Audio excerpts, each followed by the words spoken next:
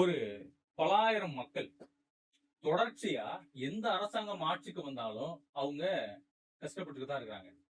கிட்டத்தட்ட பல நூறு ஆண்டுகளா அவங்களுடைய வாழ்வாதாரம் அப்படின்றது இந்த இடத்துல தான் இருக்கு. அவங்க இன்னும் அடுத்த இடத்துக்கு அவங்க நகர்ந்து போகவே இல்லை. யாரை பத்தி பேசுறோம்னா தூய்மை பணியாளர்கள். தூய்மை பணியாளர்கள் நம்ம எடுத்துக்கிட்டோம்னா பேருக்கு தான் நம்ம அவங்கள தூய்மை பணியாளர்னு சொல்லி அடையாளப்படுத்துறோம். ஆனா நம்மளுடைய எல்லாருடைய மனதிலையும் அவங்கள பார்த்தா அப்படின்னு மூஞ்சி சுளிக்கக்கூடிய இடத்துலதான் இந்த சமுதாயம் கட்டமைக்கப்பட்டிருக்கு. நான் இருக்கக்கூடிய எல்லா மக்களையுமே சொல்றேன். எல்லா மக்களையுமே சொல்றேன். அவங்களுக்கு தேவையான அடிப்படை மரியாதை கூட கொடுக்காத சில எலைட்டு வாம்பயர்லாம் இருக்கிறானுங்க இதே மண்ணில். நானும் தொடர்ச்சியா பார்த்துட்டு தான் இருக்கிறேன். அவங்களுக்கான அடிப்படை ஒரு மரியாதை, ஒரு மனிதனா இருக்கானா அவனுக்கு சுயமரியாதை ரொம்ப முக்கியம். ஏன் குப்பாளுற மக்களுக்கு சுயமரியாதை இல்லையா? அவங்களுக்குன்னு தனியா உரிமை எதுவும் இருக்கக்கூடாதா? என்னங்க இது அராஜக போக்கு?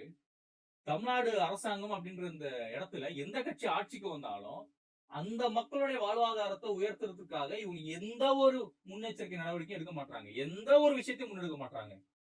திமுக ஆட்சியிலையும் தூய்மை பணியாளர்கள் தொடர்ச்சியா அவங்க கைது செய்யப்பட்டாங்க. ஏன் தெரியுமா? ஊதிய உயர்வு கேட்டதுக்காக, அடிப்படை பாதுகாப்பு கேட்டதுக்காக, அவங்களுடைய உரிமை என்னன்னு தெரிஞ்சுக்கிட்டு புரிஞ்சுக்கிட்டு அவங்க போராட்டம் பண்ணதுக்காக திமுக ஆட்சியில நடுராத்திரியில தடியடி நடத்தப்பட்டு அந்த மக்கள் கைது செய்யப்பட்டாங்க. அவங்க மீது வழக்குகள் பதிவு செய்யப்பட்டது. அது சம்பந்தப்பட்ட துறை அமைச்சர் என்னன்னு கேட்கவே இல்லை. திமுக ஆட்சியில சொல்றேன். அந்த தொகுதியில் இருக்கக்கூடிய மிக முக்கியமான அமைச்சர் அவங்கள பத்தி பேசவே இல்லை. பேசவே இல்லை. நம்ம மேயர் பிரியா சொன்னாங்க, நாங்க டீ கொடுத்தோம், காஃபி கொடுத்தோம், இட்லி போட்டோம், சோறு போட்டோம்னு அவங்க சொல்லி காமிச்சு ஒரு மாதிரி அவங்களோட நடவடிக்கை ஒரு மாதிரி இருந்தது. நம்ம எல்லாருமே கண்டிச்சோம். அந்த மக்கள் தேர்தல்ல ஒரு முடிவு எடுக்கிறாங்க. என்னன்னு?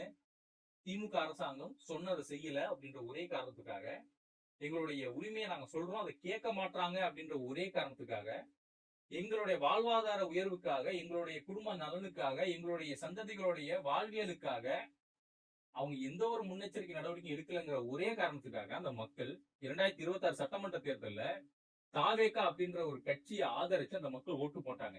சென்னையில திமுக ஜெயிக்க வேண்டிய பல இடங்கள்ல தாவேகா ஜெயிச்சதுக்கு மிக முக்கியமான காரணம் அந்த மக்களுடைய ஓட்டு தான்.